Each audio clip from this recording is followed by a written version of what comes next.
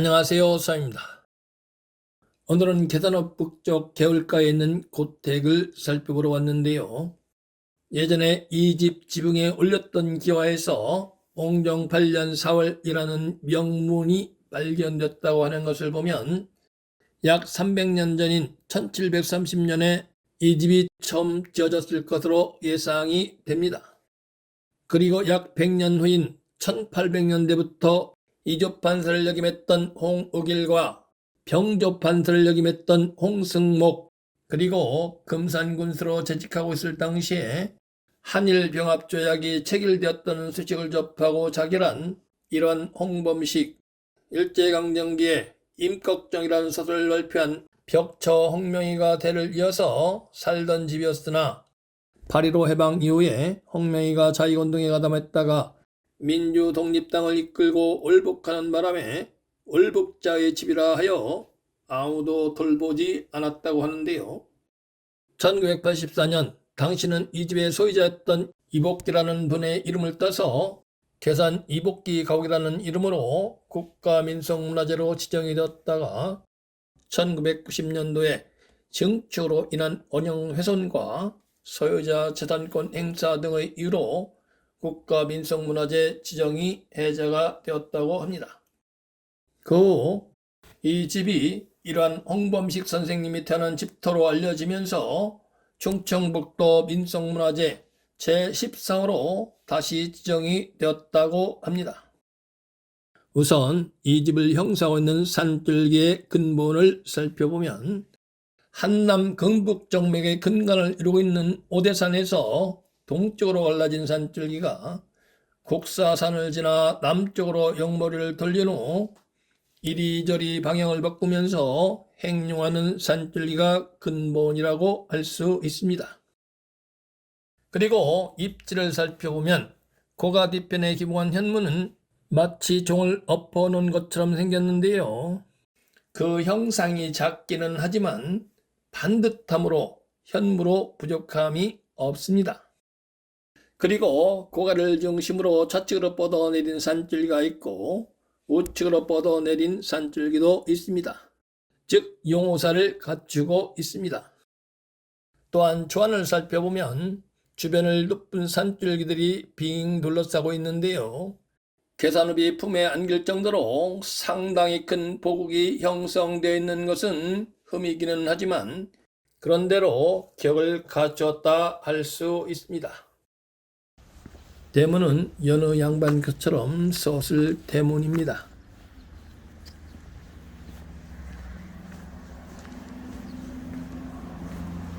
커다란 마당이 있네요.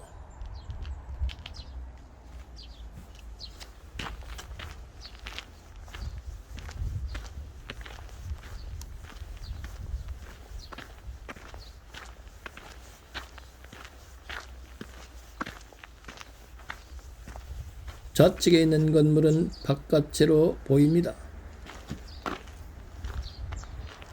그리고 이 집은 사랑채가 아닌가 싶습니다.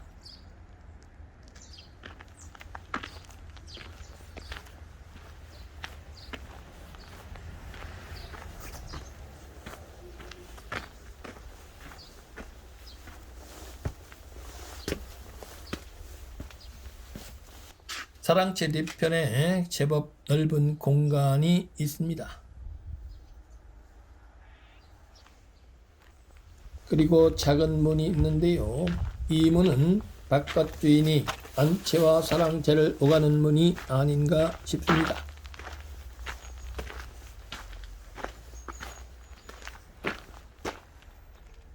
이 건물은 곳간으로 보입니다.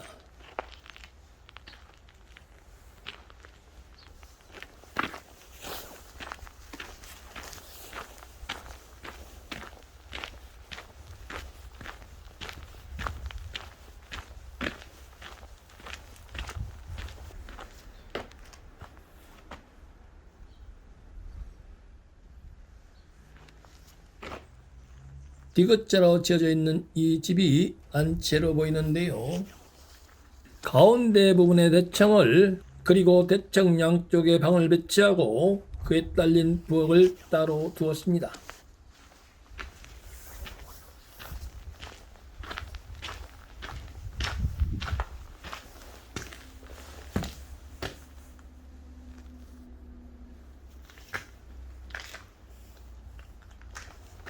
그리고 안채 맞은편에 바깥을 가까이 붙여지어서 전체적으로 미음자 집이 되었는데요.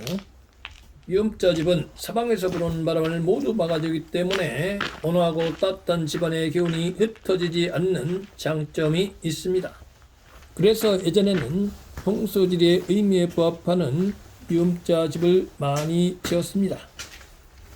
고가 주변으로 흐르는 물길을 살펴보면 집 바로 앞으로 흐르는 동진천이 있고 남쪽에서 흘러오는 성황천이 있는데요. 대천을 통해서 흘러오는 물은 혈의 기운을 한층 복돋아서 극대화시키기도 하지만 반대로 혈의 기운을 설기시키기도 하며 괴천을 따라서 부는 거센 바람은 산줄기가 내포하는 생기를 흩어버려서 혈이 맺히지 못하게 방해하는 역할도 하므로 집 주변의 물길은 아주 중요하다 할 수 있습니다. 동진천이 집 가까운 곳으로 흘러오기 때문에 득수의 수세를 이뤄서 홍범식 고가에 혈이 맺혀 있다면 그 혈의 기운을 한층 복돋아 줄 것으로 판단이 됩니다. 그리고 홍범식 고가 좌우로 뻗어내린 산줄기가 동진천을 따라 불어오는 거센 바람을 막아줄 것으로 보여서 산줄기가 내뻐오는 생기가 설기가 되거나 흩어져 버릴 염려는 없는 것으로 판단이 됩니다. 그런데요, 남쪽에서 흘러오는 성황천과 고가 사이에 높은 산줄기가 없기 때문에 성황천 쪽에서 불어오는 바람은 염려가 된다 할 수 있는데요. 이렇게 앞이 열려 있으면 홍범식 고가처럼 최대한 낮은 곳으로 내려앉은 곳은 앞에서 불어오는 거센 바람의 영향을 덜 받기 마련입니다. 그러므로 바람의 염려는 크게 걱정이 안 된다 할 수 있습니다. 이제 홍범식 고가 뒤편으로 휩싸는 산줄기를 살펴보겠습니다. 뒤편 현무에 나타나 있는 등구선이 거의 일자와 같은 형상을 띠는 것은 산줄기의 면이 넓다는 것을 의미합니다. 산줄기가 이렇게 면을 넓게 펼치면서 입술을 해야만 산줄기를 통해서 활동되는 생기가 혈을 맺을 수 있을 정도로 왕성한 생기를 내포하고 있다고 할 수 있습니다. 현장에서 확인을 해본 바 홍범식 고가로 휩싸는 산줄기의 맥루의 중심은 안채와 사랑채 중심으로 판단이 되었고 안채와 사랑채 사이보다 약간 뒤쪽에 혈이 맺혀 있는 것으로 판단이 되었습니다.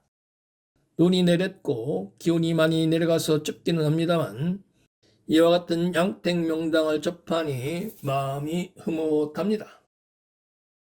경기도나 충청도 그리고 전라도 지방의 고가는 6.25 동란 당시에 거의 다 소실이 되어서 많이 남아있지 않은데요.